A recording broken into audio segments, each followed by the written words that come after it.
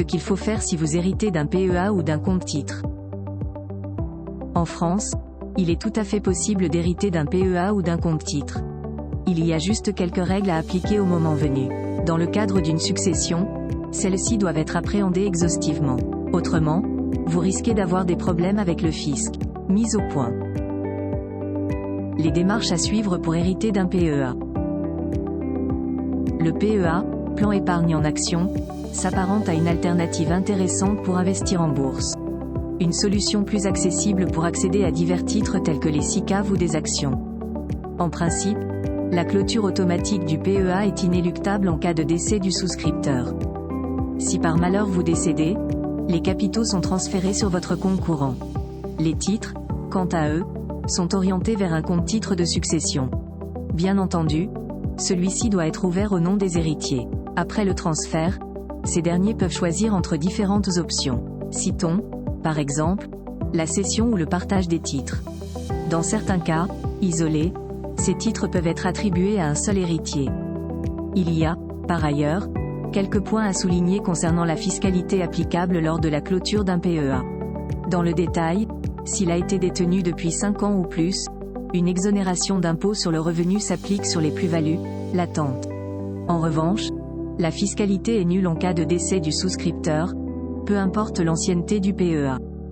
Malgré cela, les prélèvements sociaux sont inéluctables. De fait, seule la valeur nette du PEA rentre dans la succession.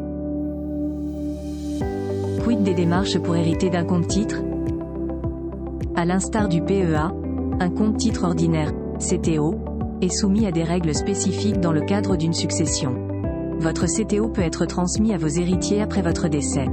À la différence, il n'y a aucun impôt ni prélèvements sociaux sur les plus-values latentes. En contrepartie, vos héritiers devront s'acquitter des droits de donation ou de succession. Il faut juste désigner les bénéficiaires dans votre testament. Cela permet de faciliter grandement les démarches. Autrement, les héritiers potentiels sont désignés selon leur degré d'affiliation avec le défunt, conjoint, enfants, petits-enfants, etc. Si par hasard vous héritez d'un CTO, vous devez prendre une décision rapidement. Deux options sont possibles, soit vous liquidez immédiatement les titres, soit vous demandez leur transfert sur votre compte titre personnel.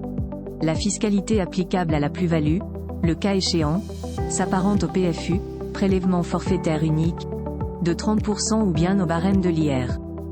Si vous n'êtes pas le seul héritier d'un CTO, la cession des titres reste la seule option possible. Les liquidités seront ainsi versées, équitablement, sur les comptes des héritiers. Néanmoins, une alternative existe. Plus complexe, celle-ci suggère une gestion collégiale et risquée.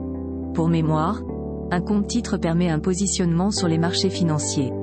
De ce fait, chaque héritier est libre de choisir entre différentes possibilités d'arbitrage. Dans ce cas de figure, la prise en compte du niveau de risque reste primordiale. Vous devez aussi avoir une parfaite connaissance de la bourse.